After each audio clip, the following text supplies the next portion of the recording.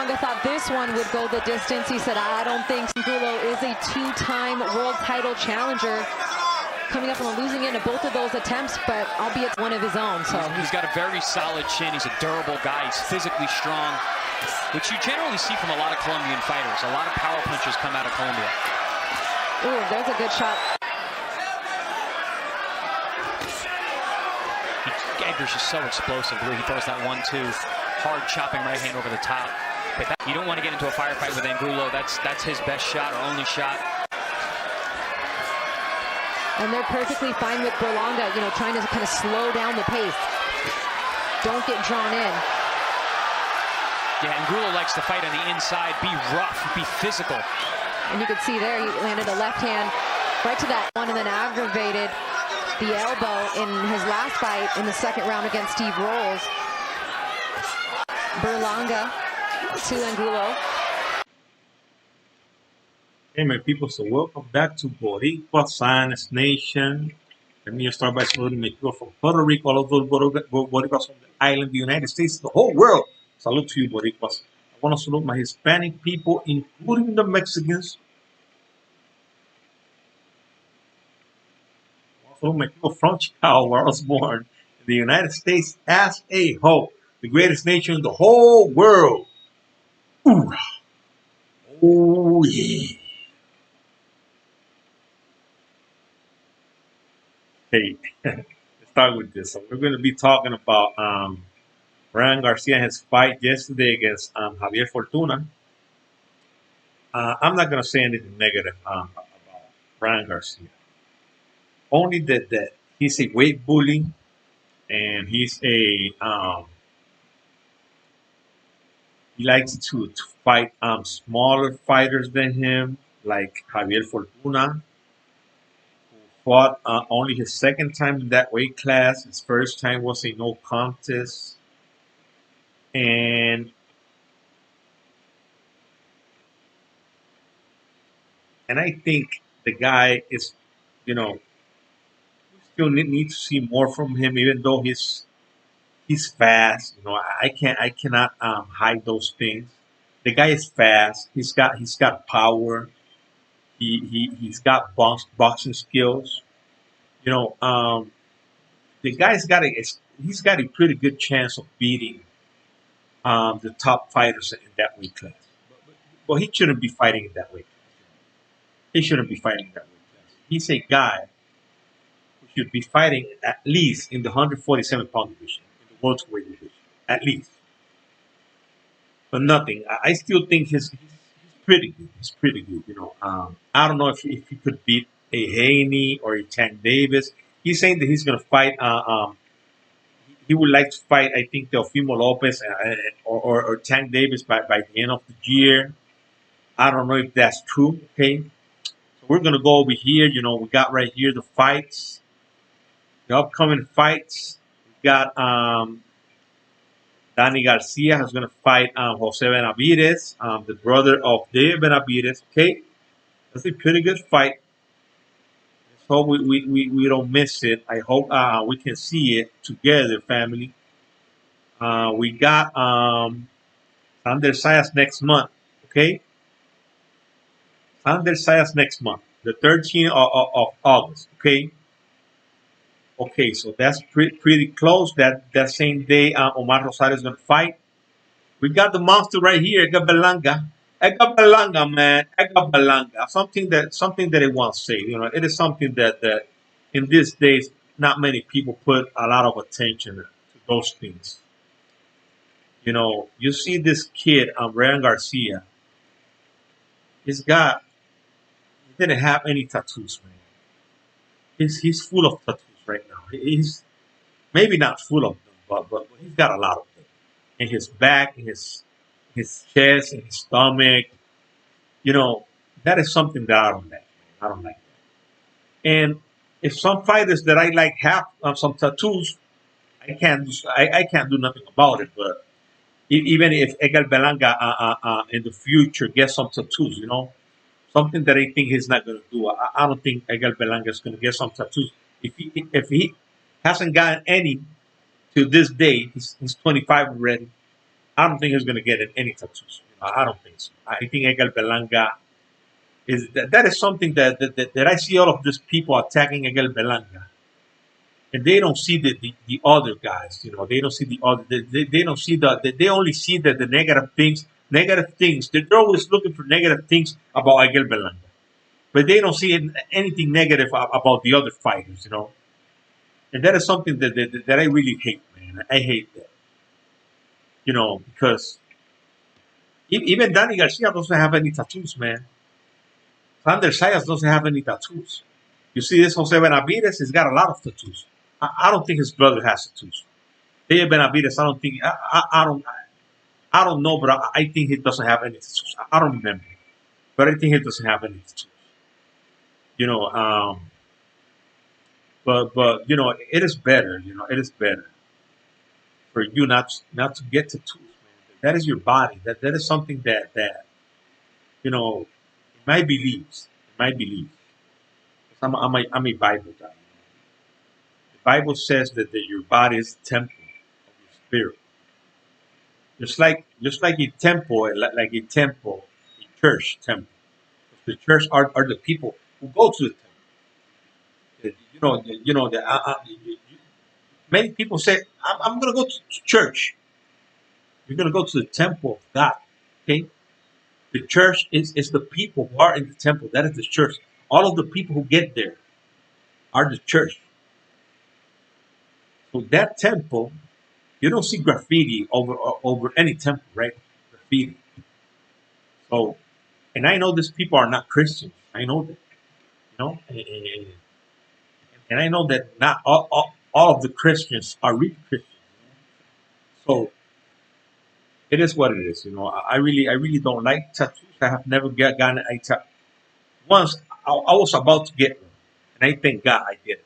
Okay, so I don't have any tattoos, and I really support these young people who are growing up right now not to get tattoos.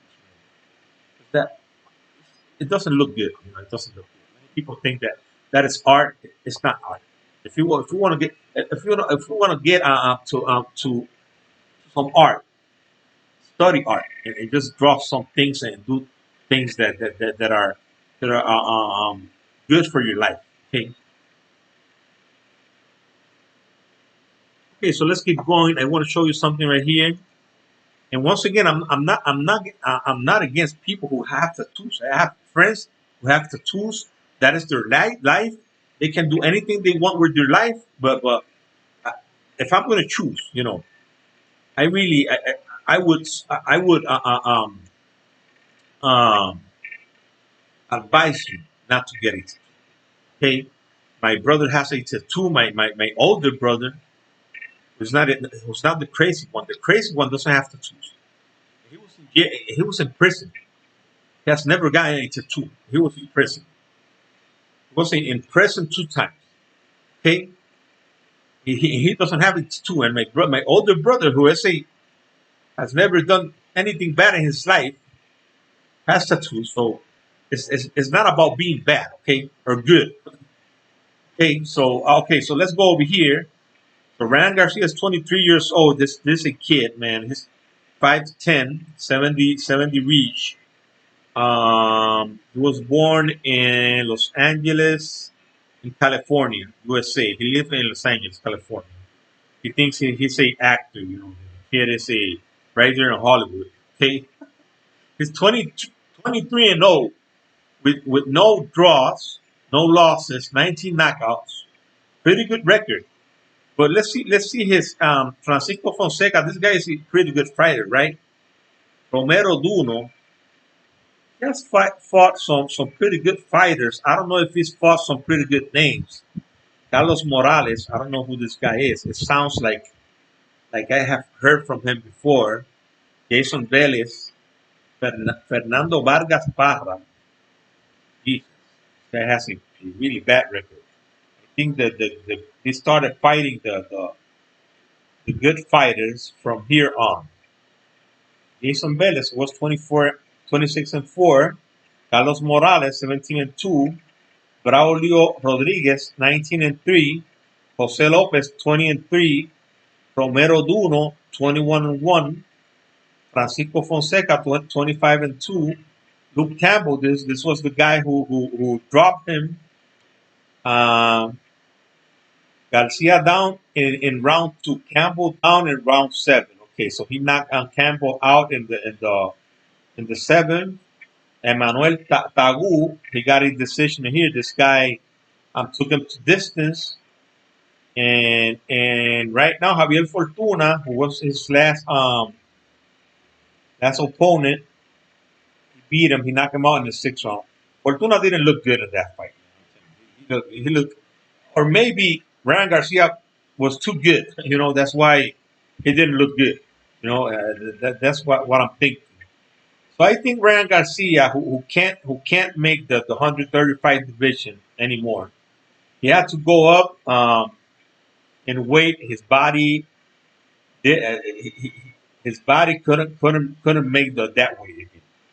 The 135 pounds. He's just like Jaime Munguia, who has been going up because his body he cannot make the weight that he wants fighting, and the way he wants fighting. He wants to fight in the 154 division, but he cannot make that weight anymore. So he's going to have to go up to the 160-pound division. I hope Edgar Berlanga fights that guy. I want Edgar Berlanga to beat that guy. Okay, so this guy, at some point, he's going to have to go up to the 147-pound division because not even the 140-pound, he's not going to be able to make the 140-pound division. So he's going to have to go up, man. His body is pumped up. He's got a lot of mass in it. He's tall. He's not a skinny guy. He was skinny before. I don't know, after he went to train with Canelo Alvarez trainer. What's his name? Jesus, I forgot the name of that guy. Canelo Alvarez trainer. Okay, since he got to train with that guy, he's been looking stronger. He's been looking at his body. He's been looking bigger. And I don't know, man. This Mexicans, man, I don't trust any of these Mexicans. That is why I'm always attacking Mexicans, and that is why I'm never gonna give any Mexican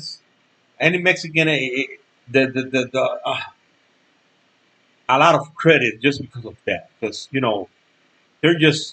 they just become big at some point, and they just look too muscular. You see Edgar Berlanga. Edgar Berlanga doesn't look like that.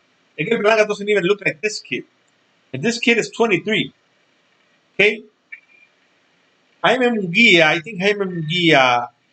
I don't think Jaime Munguia is in that shit. And I don't think Arturo Ramirez is in that shit either. I think those guys are clean. Jaime Munguia doesn't have any tattoos either. I don't know if Arturo Ramirez has tattoos. I don't remember. But once again, I'm not judging the guys for the tattoos. That is something that it could be a good guy who has tattoos. I don't like tattoos. My son doesn't have tattoos. My father didn't have tattoos. Only my brother has a turtle right here. A turtle, man. Jesus. So it is what it is, But in the case of looking muscular, I think that Jaime Munguia is not into that shit. I think it's not. I don't know, but I think it's not. And Arturo Ramirez is not on that shit. And this guy's, if you see this guy's fighting, they have gotten hurt before. They have gotten stunned they have been almost been knocked down or knocked out, almost.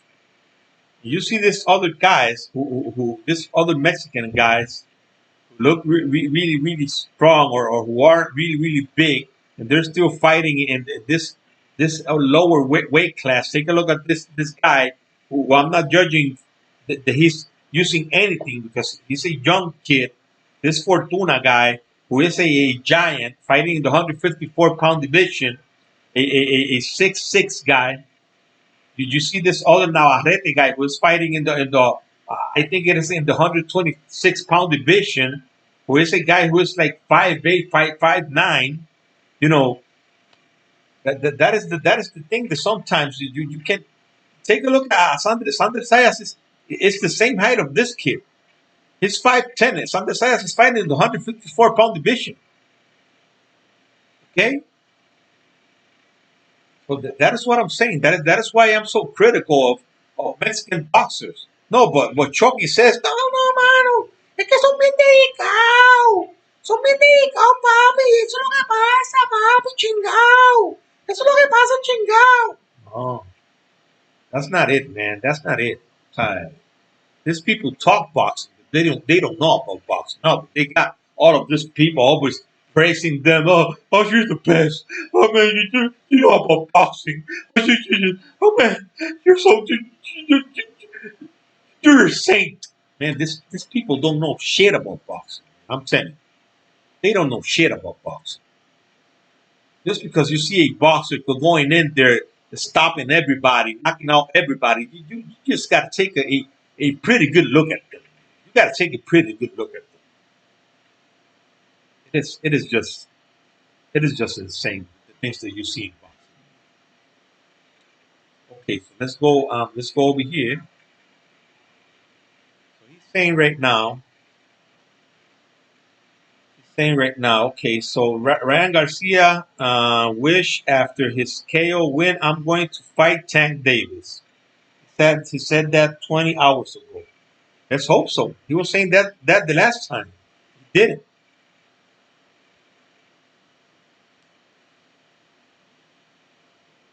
He didn't. Okay, so Ryan Garcia knocks out Javier Fortuna, calls out Gervonta Davis and Devin Haney, I think it is. Those are pretty tough fights. You know, I don't know if he's capable of beating those guys, but I'm telling you, he's got skills. He's got skills. He's fast. Take a look at these pictures right here. Take a look at him right here. He looked like a little kid right here. He didn't have a lot of mass. Take a look at him right here. We could take a look at the difference, how he looked before and how he's looking right now. He's looking, man, he's looking. The difference is big, man. I'm telling you, the difference is big. Take a look at this. Take a look at all of those tattoos he has in the arms, in his chest. I think in his stomach he has tattoos as well. In his back. I really don't. I don't know. He doesn't have it in his stomach. I'm talking a lot. I'm talking a lot. But he's looking pumped up, man. He's got a really big body, you know. Okay? So he wants to fight the top guys right now. Let's take a look at Canelo Alvarez and let's see what Canelo Alvarez is thinking about doing. So Canelo 2 hours ago, Canelo Alvarez says there's Dimitri Bivol 2. Eddie Hearns reveals what the Russian has to do for a rematch. Nah, man. Eddie Hearns just it's dreaming, man. Bivol is gonna fight Erzulo Ramirez, man. So forget about Eddie Hearns. Oscar De La Hoya just revealed that Oscar De La Hoya is the promoter of Erzulo Ramirez, and he's not gonna let Canelo Alvarez get that fight. Canelo reveals his Spence Jr. versus Crawford prediction. I don't care about that. But Bivol is gonna fight Erzulo Ramirez.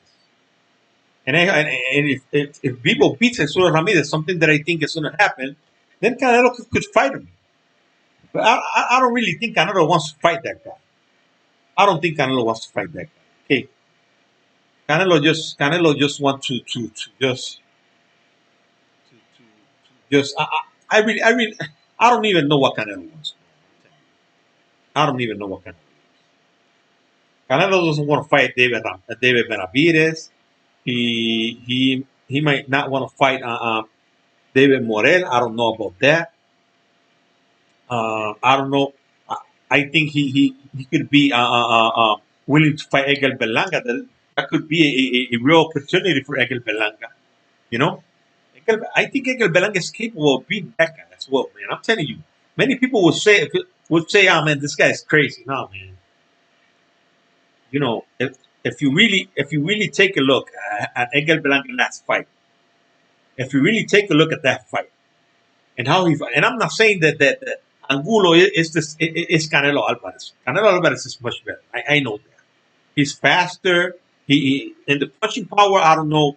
I think that they're you can see Canelo Alvarez throwing those haymakers, and it seems that he's hitting really hard, but sometimes it's not. Sometimes you can see a guy throwing a punch and hitting his opponent, it could seem that it's not so hard, but it is hard. It is hard. Okay, so I think in the punching department, they're right there.